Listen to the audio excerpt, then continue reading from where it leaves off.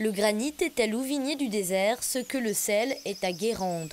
Des ressources naturelles ancrées dans le paysage et dans la vie des habitants.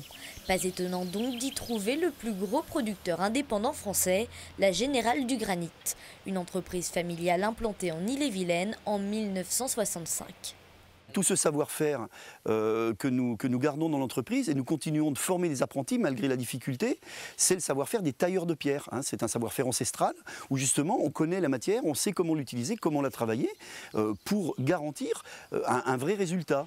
Une activité partagée entre les monuments funéraires et les produits d'aménagement de voirie. La Générale du Granit est d'ailleurs leader français dans ces deux domaines. Mais l'activité s'est largement fragilisée. Depuis les années 2000, une cinquantaine d'entreprises d'extraction ou de transformation de granit ont disparu dans la région. Nous sommes essentiellement concurrencés par les produits qui viennent de l'Espagne et du Portugal, voire de l'Italie, et puis surtout depuis une quinzaine d'années par les produits qui viennent de Chine et d'Inde, produits à faible main-d'œuvre. Il faut savoir que la main-d'œuvre dans notre secteur d'activité, c'est de 40 à 60% de notre activité si on compte l'activité main-d'œuvre de la matière. C'est donc très lourd et c'est très facile pour être concurrencé par les produits où la main-d'œuvre ne coûte rien. Mais comment dissocier le granit breton du granit chinois ? Pour lutter contre la concurrence des granitiers étrangers, les professionnels régionaux ont réclamé une meilleure protection de leur granit.